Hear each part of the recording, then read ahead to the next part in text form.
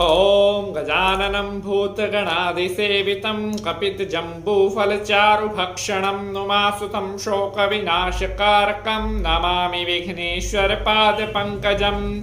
बोलिए श्री गणेश भगवान की जय, बोलिए अंबिका मैया की जय। नमस्कार, सुस्वागतम, आभार। मैं पंडित नितिन शास्त्री आज के इस नए एपिसोड पर आप सभी भक्तों का बहुत बहुत स्वागत करता हूं। उम्मीद है आप सभी स्वस्थ होंगे, मस्त होंगे और माता रानी की कृपा आप सभी के ऊपर बनी रहे। मेरे प्यारे दर्शकों, हर एपिसोड में हमारी कोशिश रहती है कि आपके लिए बेहतरीन से बेहतरीन जानकारी हम लेकर के आते रहें। ऐसी ही जानकारी आज के इस एपिसोड में हम आप सभी भक्तों के लिए लेकर के आए हैं, जो आपके बहुत ज्यादा काम आने वाली है।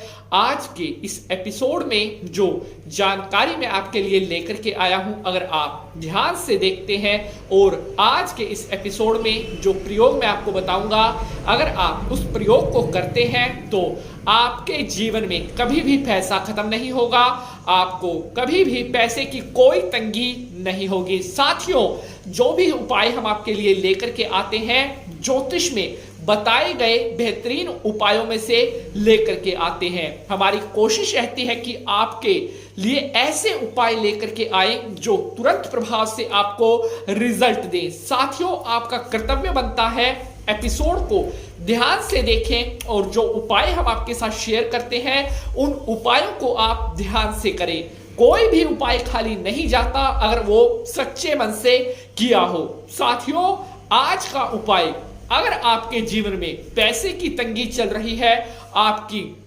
किसी भी तरह से आपके ऊपर पैसे का कोई कष्ट बना हुआ है, तो यकीन मानिए, अगर आप आज के इस एपिसोड को ध्यान से देखते हैं तो कभी भी आपके जीवन में पैसे की कोई तंगी नहीं आएगी। मेरे प्यारे साथियों, ज्योतिष शास्त्र में कहा गया है, समस्याएं हैं तो समाधान भी है, ग्रह अगर खराब है तो उनके निदान भी है। प्यारे दर्शकों, व्यूज बढ़ाना कभी भी हमारा उद्देश्य ना तो रहा है ना होगा। हमारा उद्देश्य तभी सफल होता है जब एपिसोड में जो उपाय हम आपको बताते हैं, उस उपाय में से आपको ज्यादा से ज्यादा लाभ मिले। साथियों, आज उपाय मैं जो आपको बताने वाला हूं, ये उपाय मकर संक्रांति का यह उपाय है। जैसा कि आप सभी को पता है कि मकर संक्रांति आने वाली है, लोहड़ी आने वाली है, साल 2022 की शुरुआत हो चुकी है। तो सबसे पहले आप सभी भक्त, जो भी हमारे परिवार के सदस्य हैं, सभी को साल 2022 नव वर्ष, लोहड़ी की और मकर संक्रांति की ढेर सारी शुभकामनाएं। आपका सारा जीवन हंसते गाते मुस्कुराते बीते, यही माता रानी से हमारी प्रार्थना है। जिन्होंने अभी तक चैनल को सब्सक्राइब नहीं किया है, वो चैनल को सब्सक्राइब कर घंटी का निशान दबा लें, ताकि आपको सारी महत्वपूर्ण जानकारी जो वीडियो में हम लेकर के आते हैं, सबसे पहले आपको नोटिफिकेशन मिलता रहे। मेरे प्यारे दर्शकों,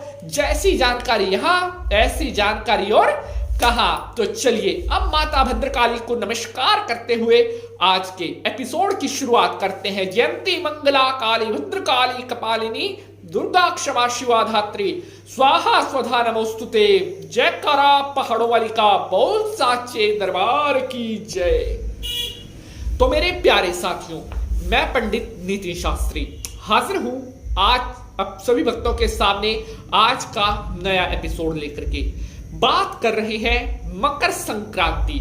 साथियों, जब सूर्य भगवान एक राशि से निकल करके दूसरी राशि में प्रवेश करते हैं, जिस दिन सूर्य नारायण देवता किसी नई राशि में प्रवेश करते हैं, वह दिन कहलाता है सूर्य संक्रांति। 12 राशियां होती हैं, इस हिसाब से एक साल में 12 संक्रांत आती है। लेकिन उन सभी संक्रांत में से सबसे ज्यादा महत्वपूर्ण, सबसे ज्यादा प्रमुख, सबसे ज्यादा इंपॉर्टेंट अगर कोई संक्रांति है तो मकर संक्रांति है। मकर संक्रांति का अर्थ होता है जिस दिन सूर्य नारायण देवता मकर राशि में प्रवेश करते हैं, वह कहलाती है सूर्य मकर संक्रांति।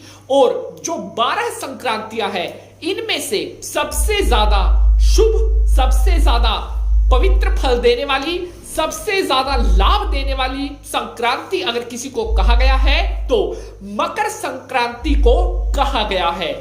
मकर संक्रांति के दिन अगर आप सूर्य भगवान के निमित्त दान करते हैं, सूर्य भगवान को जल देते हैं, सूर्य भगवान के निमित्त किसी भी वस्तु का दान करते हैं, तो ऐसा करने से आपका सूर्य मजबूत होता है और आपकी जन्म कुंडली में सरकारी नौकरी के योग बनते हैं। इसके अलावा मकर संक्रांति के दिन जो भी मनुष्य, जो भी प्राणी सच्चे मन से दान पुण्य कर इष्ट देवता का ध्यान करते हैं, उनके जीवन में कभी भी कोई कष्ट नहीं आता।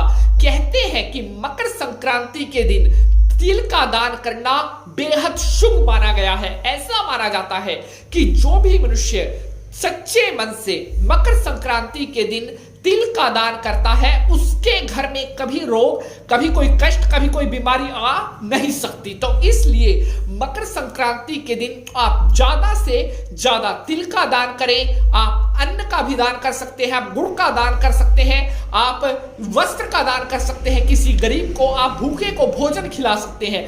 कहने का मतलब है कि मकर संक्रांति के दिन किया गया आपका थोड़ा सा विधान आपको बहुत पुण्य की प्राप्ति करवा सकता है। मेरे प्यारे साथियों, आज का जो महा उपाय है अभी आपके साथ शेयर करूंगा कि मकर संक्रांति के दिन आप गणेश जी को क्या ऐसी चीज चढ़ाएं जिससे जब तक आप जिएंगे आप हमेशा पैसा आपके पास रहेगा, कभी पैसा आपके पास खत्म नहीं होगा। और ये शास्त्र सम्मत उपाय मैं आपके लिए लेकर के आता हूं। कोई ऐसी चीज मैं आपको नहीं बताता कि जैसे तुक्के में तीर लगा दिया, जी नहीं। हमारी कोशिश रहती है जो उपाय आपको बताएं, उपाय का रिजल्ट आपको मिले, तभी हमें सच्ची खुशी होती है।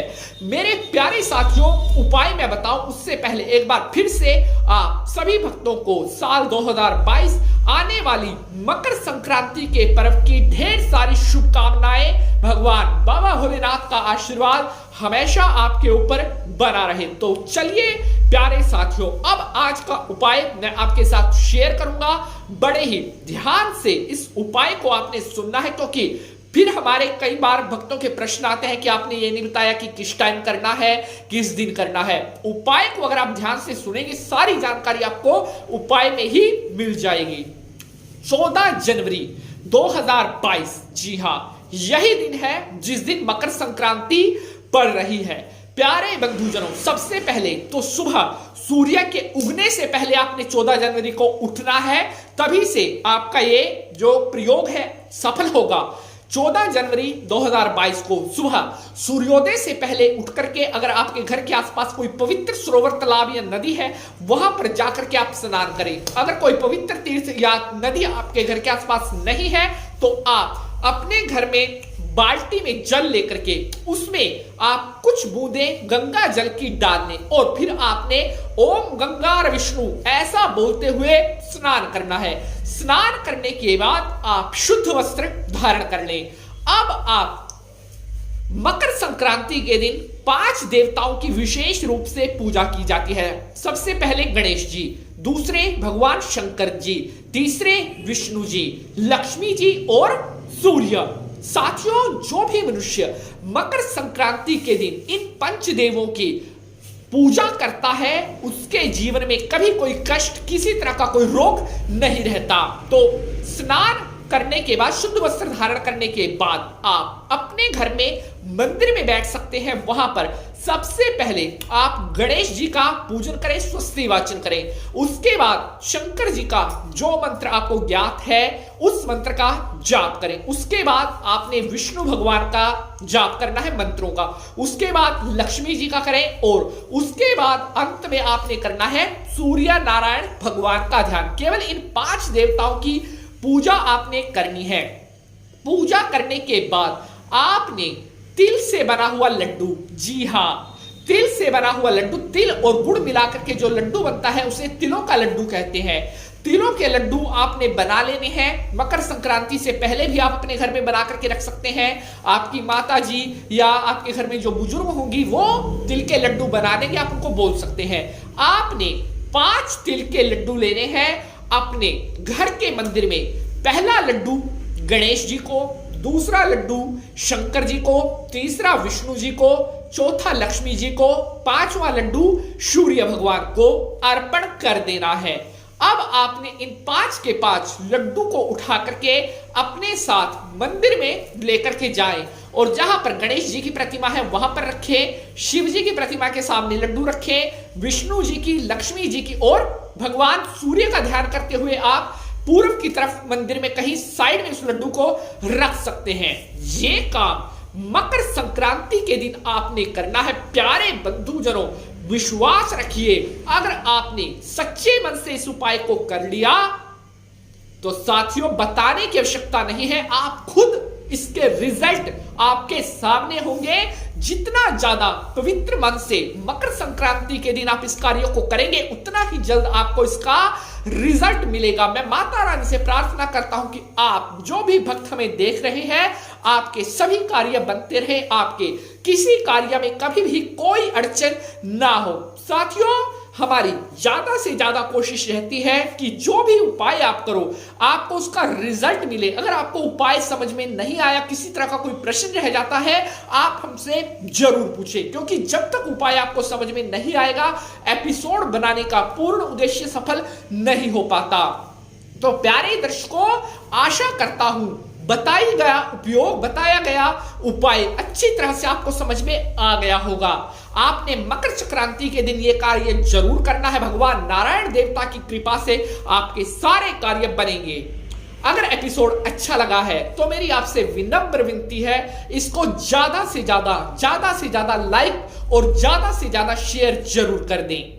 साथियों, हम आपके लिए बड़ी मेहनत से एपिसोड लेकर के आते हैं। हमें पता चलता है जब आप एपिसोड को शेयर करते हैं, हमें भी अच्छा लगता है कि आपको हमारी मेहनत पसंद आई है।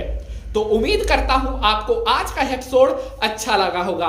आज के लिए बस इतना ही। अब आपसे अगले एपिसोड में मुलाकात करेंगे किसी और नए विषय के साथ। तब तक के लिए हंसते रहें, मुस्कुराते रहें और जो विशेष जरूरी नियम है उनका पालन करते रहें। जय माता की।